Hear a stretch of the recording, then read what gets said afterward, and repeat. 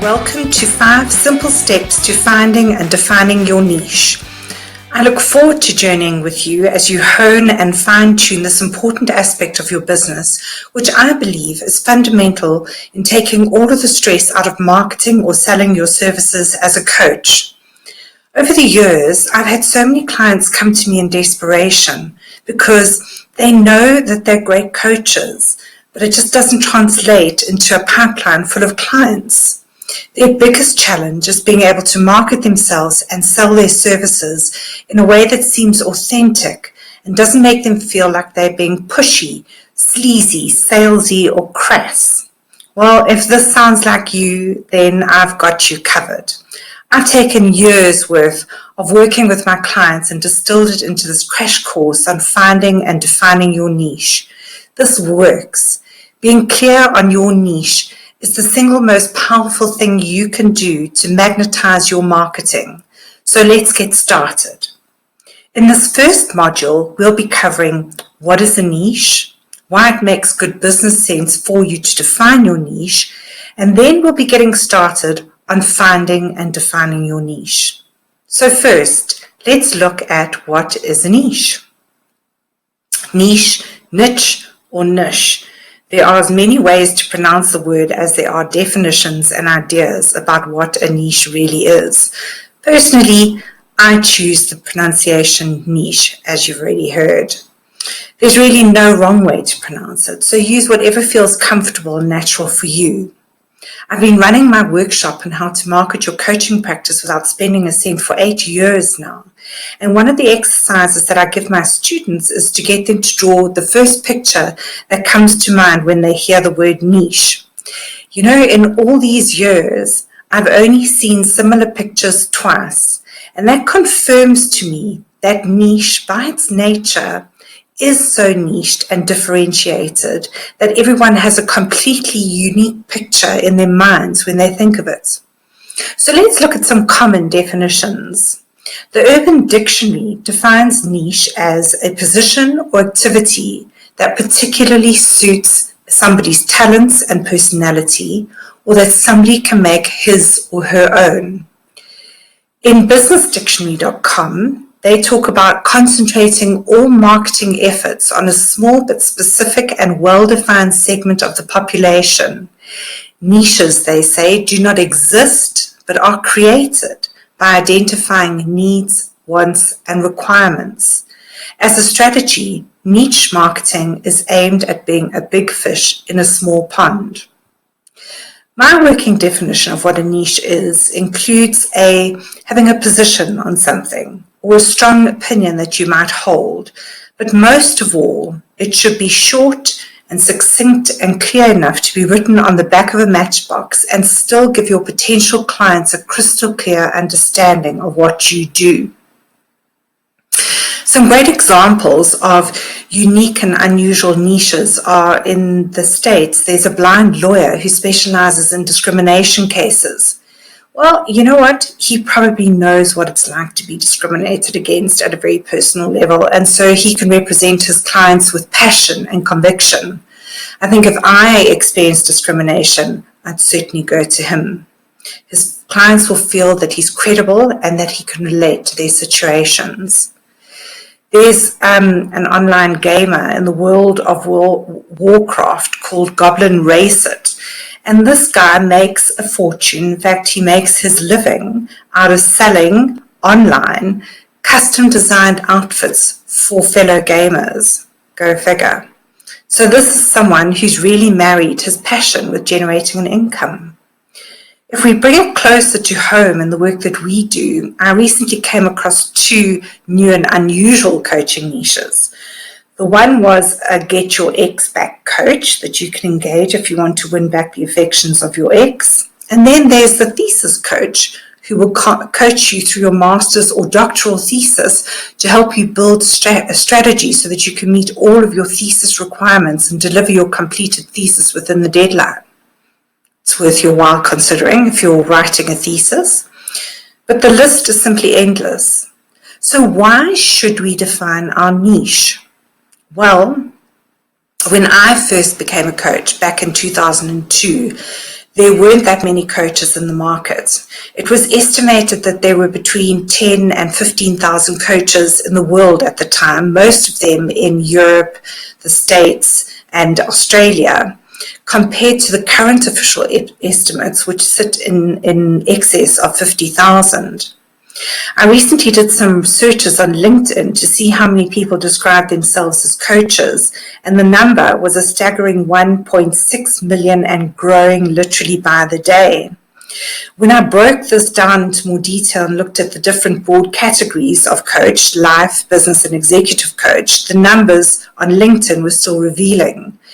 People listing themselves on LinkedIn as executive coaches were more than 110,000. There were more than 150,000 business coaches and just on 100,000 people listing themselves as life coaches. These categories have become commodities. You actually can't afford to describe yourself as a life, business, or executive coach anymore. You really need to be something special to stand out from the crowd and differentiate yourself. In fact, the only exceptions to this rule, in my opinion, are those coaches who are really at the top of their game and who've been in the industry for 20 years or more. So this is why, if you're a more recent newcomer to the coaching profession, defining your niche is one of the most important things that you can do to future-proof and crash-proof your coaching practice. So let's look at the effect that defining your niche has. Firstly, it distinguishes you, your products, your services from what everyone and everything else is offering. It's all about differentiation. It's important as well that your niche is authentic, that it's original. It allows you to target your message to your ideal client. Having a niche also means that you develop a certain amount of subject matter expertise. For example, one of the areas that I focus on when I do my online research or in terms of the kinds of books that I want to read is really around niche and developing your niche. It helps you to focus, you become quite authoritative, and you become a voice that will be listened to. Ultimately, defining your niche makes you an influencer, someone that people respect, someone whose opinions people listen to, and someone that people refer to when they talk about your particular area of expertise. Most of all, it allows you to determine and control your future and your success, and I'm going to show you how, so let's get started. Your niche is the intersection of what you enjoy, what you're good at, and your purpose in life. In your workbooks for this module, you'll find a series of questions around this that you can work through at your leisure. But they're questions like, what am I passionate about and why? What work gives me the greatest satisfaction? What have you noticed about where you get the best results with your clients? So let me use myself as an example. I come from a brand marketing and advertising background where I was responsible for budgets in the millions and worked on some of South Africa's most well-known household brands. I decided to take the leap into becoming a coach after my personal experience in working with an exceptional coach, but my coaching business never really got off the ground. However, over the years, what I noticed was that more and more people were coming to me to see me with marketing-related challenges, and increasingly, more of these people were my very own colleagues who, like you, were battling to see themselves in the role of marketers and how to get out there to market their practices. So suddenly, in doing this work with fellow coaches, it all came together in a magical bundle. You see, I knew what it was like to be a coach. I knew what it was like to get out there, knock on doors, and, just not always hit the jackpot every single time. But I also had a history of knowledge in marketing. So I used my coaching skills to get my clients to create effective strategies and solutions to market their practices without spending a cent. And I was able to tap into my 15 plus years of experience in the advertising and marketing industries. I was comfortable and confident in the work that I was doing. I knew that I delivered good results. Without knowing it, I developed my niche, and it combined with what I was good at and what I enjoyed doing. It also made me feel as though I was making a positive difference in my clients' lives by taking away this fear and resistance to marketing themselves. Over the years, I started to notice something else. In the first 1 or 2 sessions with my clients, we would concentrate on developing a clear message about what it was that they offered. This message would bring together what they were good at, who they worked with best, how they worked with their coaching clients, and where they got the best results. And as we developed this message, I watched my clients step into a space of confidence. All of a sudden, they'd come out of their shells. They would visibly relax, and I could see their creativity and engagement rocket. It was like a magic wand was waved that washed away their inner doubts, their feelings of inadequacy, imposter syndrome, and their sense that they were a failure. They could suddenly see the light at the end of the tunnel. This key message about what they did was essentially defining their niche. It was the intersection of what they were good at, what they enjoyed, and what gave them purpose and meaning in life. You see, when you reach the point when you can clearly and confidently tell other people what you're great at, where you deliver the best results, and who you work with best, suddenly it's like you're not selling or marketing anymore.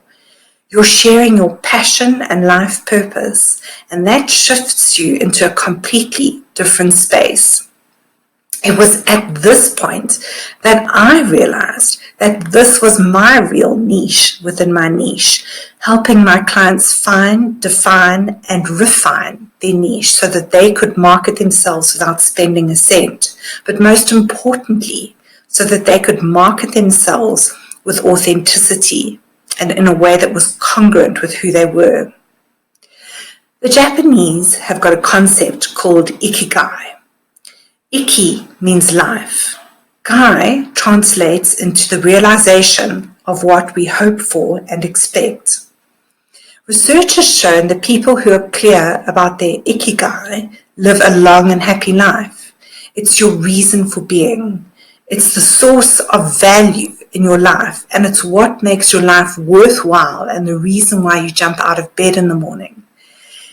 Ultimately, it's intrinsically tied up with your meaning and purpose in life.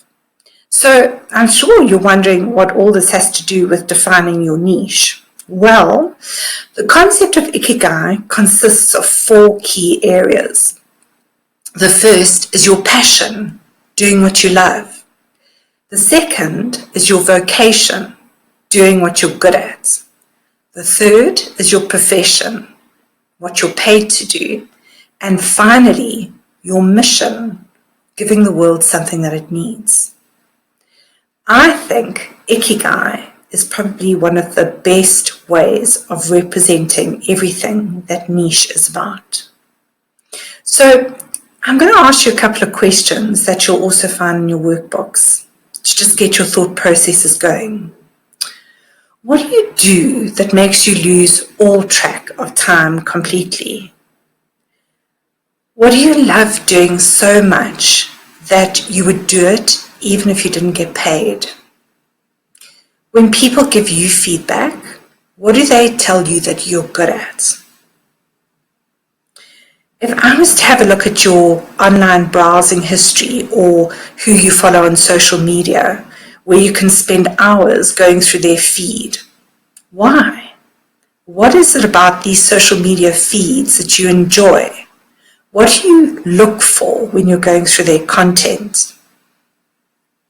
If you were standing in front of a wall of different magazines in a shop, which section would you gravitate towards and start paging through? What would you be looking for in these magazines? What would you be looking at? And why would they interest you?